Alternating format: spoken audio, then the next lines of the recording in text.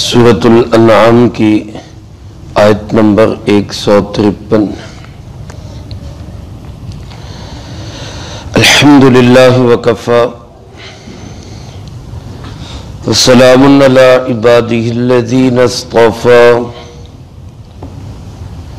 خصوصا علی سید الرسل وخاتم الانبیاء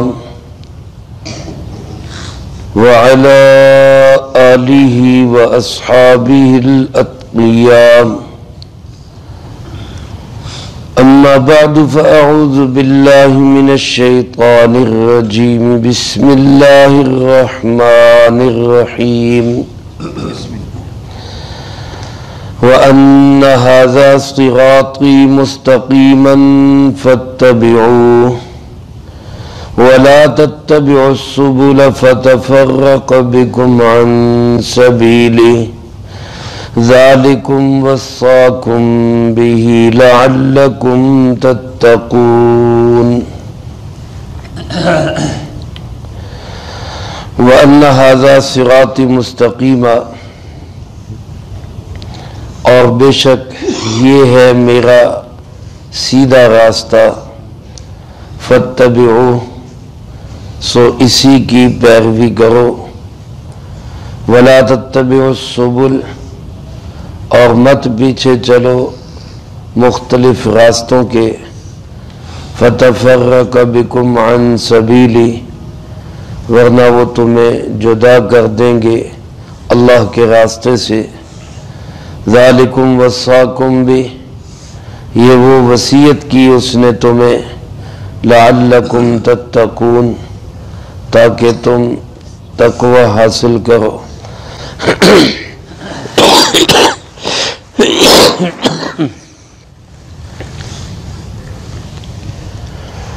سورۃ الانعام کی ان 3 آیات مبارکہ میں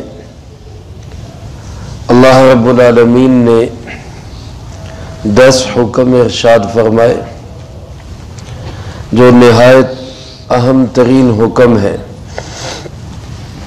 اسلام کی تعلیمات کا ایک خوبصورت ٹائٹل ہے جناب محمد کریم خاتم النبیین صلی اللہ علیہ وآلہ وسلم انہی آیات مبارکہ کو سنا کر اسلام کی طرف بلایا کرتے تھے۔ 9 احکامات آپ پہلی 2 آیات میں سماعت فرما چکے۔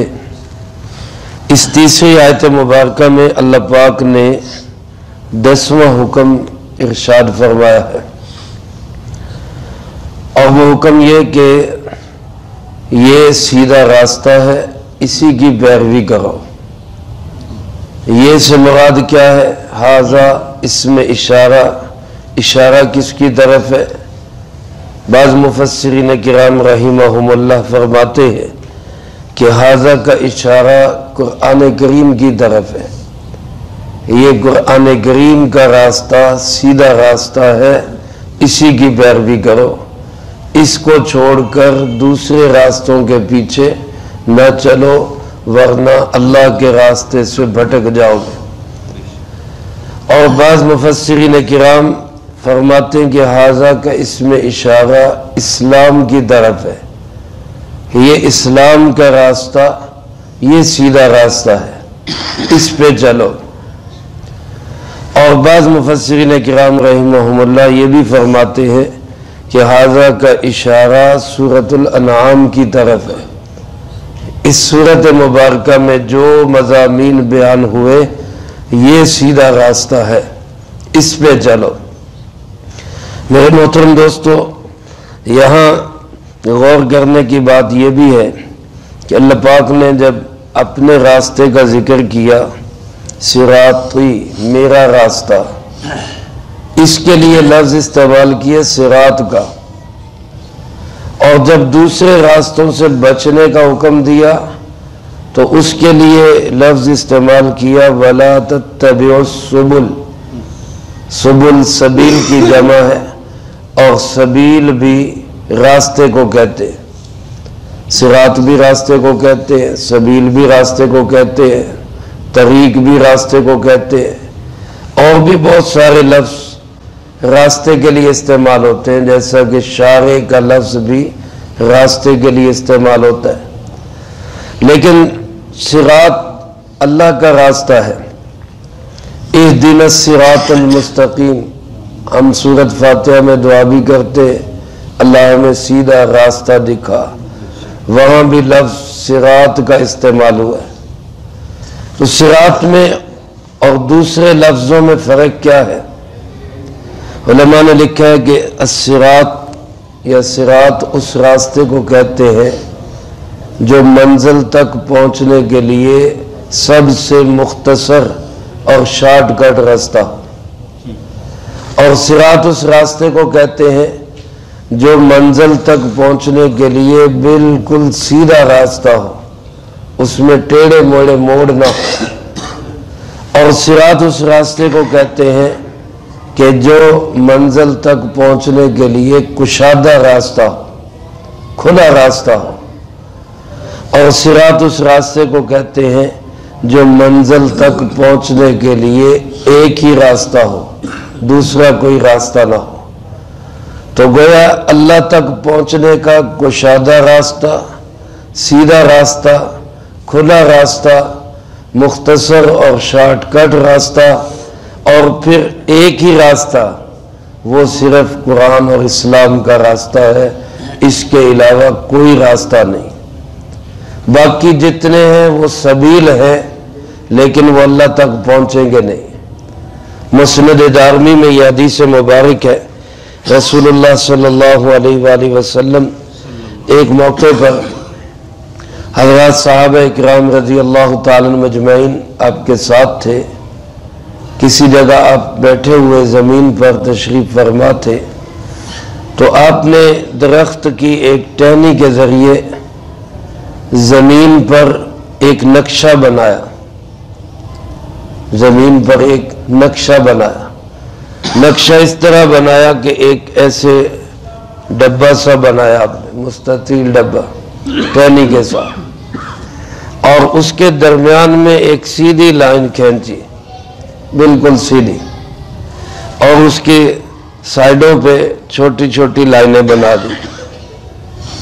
آپ صلی اللہ علیہ وسلم نے فرمایا کہ یہ جو سیدھی لائن ہے، سیدھا راستہ، یہ اللہ کا راستہ ہے جو سیدھا بندے کو اللہ تک پہنچاتا ہے، اور یہ جو درمیان میں چھوٹی چھوٹی لائنیں ہیں، یہ وہ لائنیں ہیں جس راستے پر، ہر راستے پر شیطان کھڑا ہے، اور وہ انسان کو بلاتا ہے کہ سیدھا راستہ چھوڑ دے، وہ میری طرف آ جا، میری طرف آ جا۔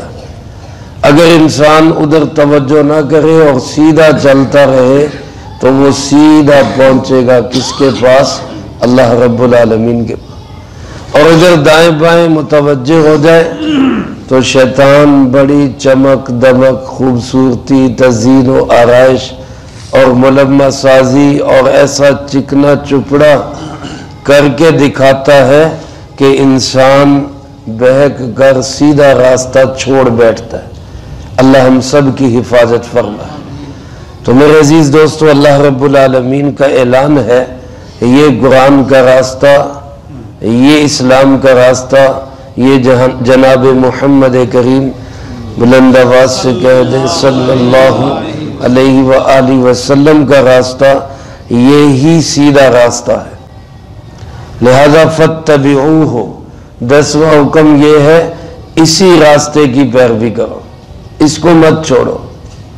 وَلَا تَتَّبِعُوا السُّبُلَ، عام دوسرے چھوٹے موٹے ٹیڑھے میڑے راستوں کے پیچھے مت چلو، ورنہ نقصان کیا ہوگا؟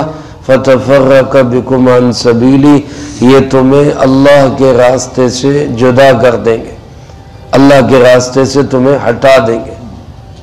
بعض حضرات ایسی آیات کو ائمہ اربع، ائمہ فقہا کے اختلاف پر فٹ کرتے ہیں کہ جی امام ابو حنیفہ رحمۃ اللہ علیہ نے جو فرمایا اس کے پیچھے نہ چلو، قرآن کے پیچھے چلو۔ یہ ایک دھوکہ دیتے ہیں۔ دیکھو، قرآن کو چھوڑ کر دوسرے راستے، گمراہی کے راستے وہ ہیں جو انسان کو قرآن کے راستے سے ہٹا دے، جبکہ ائمہ فقہا کی اتباع کرنے میں بندہ قرآن کے راستے سے ہٹتا نہیں بلکہ اور قرآن کے راستے پہ چلتا ہے، کیونکہ انہوں نے قرآن و سنت کی ہی تشریح کی ہے۔ جب بندہ ان حضرات کے ائمہ فقہا کے راستے کو چھوڑتا ہے تو پھر وہ گویا کہ قرآن کے راستے سے بھٹک جاتا ہے۔ ائمہ فقہا کا اختلاف اسی طرح ہے کہ جس طرح کسی نے لاہور جانا ہو تو اس کے لیے راستے مختلف ہیں، موٹر وے سے بھی جا سکتا ہے، جی ٹی روڈ سے بھی جا سکتا ہے، جی ٹی روڈ سے جا کے ننکانے سے بھی موٹر وے پہ ہو سکتا ہے، لیکن اس کو کوئی یہ نہیں کہہ سکتا کہ راستے سے بھٹک گیا۔ ہر بندہ کہے گا منزل کی طرف جا رہا ہے، راستہ مختلف ہے۔ ائمہ اربعہ کا جو اختلاف ہے، سب کا اختلاف قرآن و سنت پر مبنی ہے۔ ان میں سے کسی کے راستے پہ بھی بندہ چلے گا تو وہ قرآن و سنت کے راستے پہ ہی چل رہا ہے۔ البتہ ان کے راستے کو چھوڑ کے اپنی مرضی سے، اپنی خواہش سے، یا موجودہ دور کے کسی بھی ایسے انسان کے جو مطلب پڑھا لکھا بھی نہیں، کسی سے اس نے دین سیکھا بھی نہیں، جس کو کہتے ہیں نیم ملا خطرہ ایمان، با کتابیں شتابیں اردو کی پڑھ کے وہ بن گیا مذہبی سکالر، اور اس کے پیچھے لگ گئے لوگ، تو پھر نتیجہ کیا ہوگا؟ اللہ کا راستہ گم ہو جائے گا اور بھٹکتے ہوئے مختلف راستوں میں ہی پھرتا رہے گا۔ اس لیے اس دور میں نجات کا راستہ یہی ہے، قرآن و سنت پہ چلنے کا راستہ یہی ہے کہ ائمہ اربعہ میں سے کسی ایک کی تقلید کی جائے اور پھر اسی کے پیچھے چلا جائے۔ یہی قرآن و سنت کا راستہ ہے۔ اس کو چھوڑو گے تو فرمائے راستے سے بھٹک جاؤ۔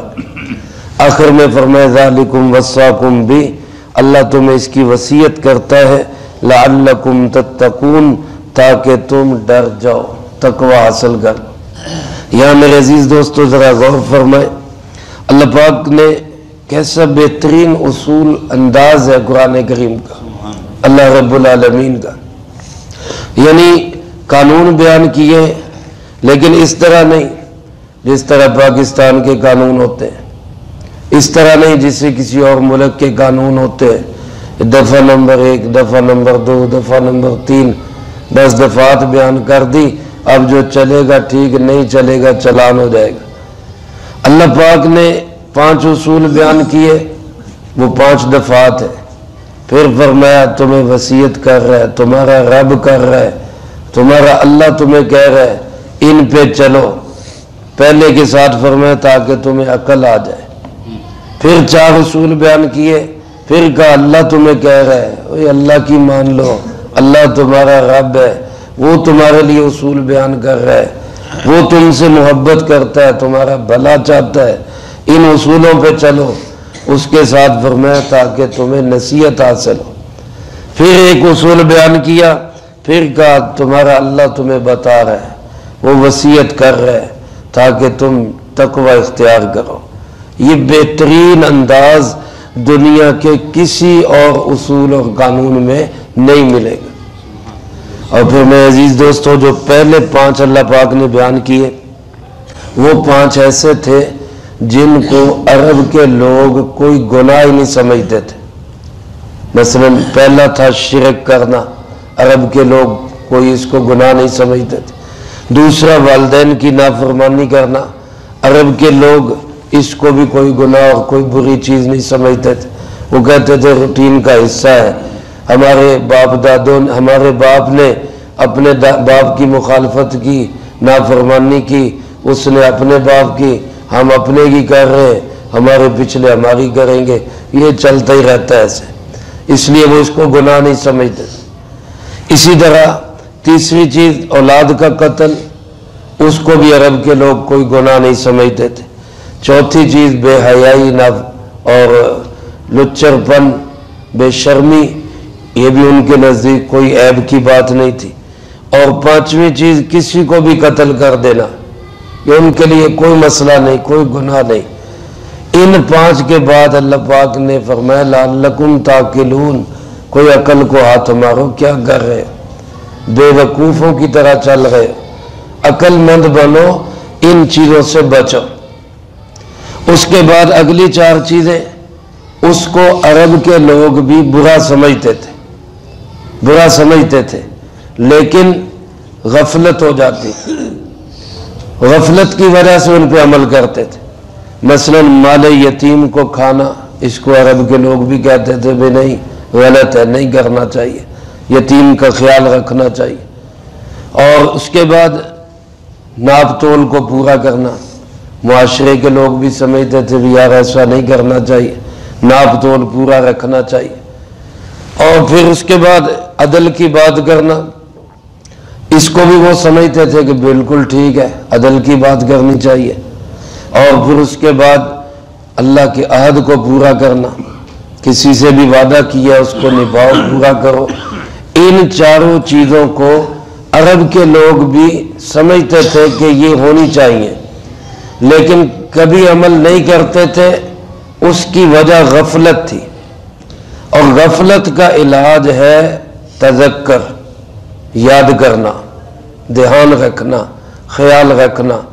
اس لیے اللہ پاک نے ان 4 کے بعد فرمایا تذکرون، غفلت چھوڑو اور یاد رکھا کرو کہ ہم نے ان 4 برائیوں سے بچنا ہے۔ پھر اس کے بعد آخری حکم ہے اللہ کے راستے کی اتباع کرو۔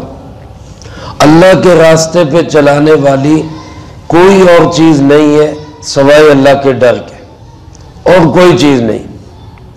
جتنا مرضی انسان پہ پیرے بٹھا لے، کیمرے لگا لے، جو مرضی آپ کر لیں، لیکن اللہ کے کسی کو بھی اللہ کی نافرمانی سے روک نہیں سکتے جب تک اس کے اندر دل میں نہ پیدا ہو جائے کہ میں نے ڈنڈی نہیں مارنی، میں نے کسی کے ساتھ زیادتی نہیں کرنی۔ یہ خوف خدا کے بغیر بندہ سیدھے راستے پہ چل ہی نہیں سکتا۔ اس لیے اس حکم کے بعد فرمایا لعلکم تتقون، تاکہ تمہارے اندر ڈر پیدا ہو جائے، تقوی پیدا ہو جائے۔ اور سب حکموں کے لیے لفظ وصیت استعمال فرمایا، وصاکم وصاکم وصاکم، اللہ تمہیں وصیت کر رہا ہے، وصیت کر رہا ہے۔ اسی لیے بعض حضرات فرماتے ہیں کہ جو بندہ یہ چاہتا ہے کہ میں حضرت محمد صلی اللہ علیہ وآلہ وسلم کی وہ وصیت پڑھوں جس پہ آپ کی سٹیمپ اور مہر بھی لگی ہو، تو وہ ان 3 آیات کو پڑھ لے۔ یہ نبی کریم صلی اللہ علیہ وسلم کی بھی وصیت ہے، اللہ کی بھی وصیت۔ اللہ پاک مجھے آپ کو ان 10 احکامات کی تعمیل کی توفیق نصیب فرمائے۔ ان میں کمی کوتاہی ہو جائے تو اللہ ہمیں توبہ استغفار کی توفیق نصیب فرمائے۔ جو کہا سنا اس کو زندگی میں لا کے دوسروں تک پہنچانے کی توفیق عطا فرمائے۔ اللہم لک الحمد کما ينبغی لجلال وجهک وعظیم سلطانک، اللہم لا احصی ثناء علیک انت کما اثنیت علی نفسک، اللہم لک الحمد کما انت اہل، صلی علی محمد کما انت اہل، وافعل بنا ما انت اہل، فإنك أهل التقوى وأهل المغفرة، اللهم وفقنا لما تحب وترضى من القول والعمل والفعل والهدي والنية.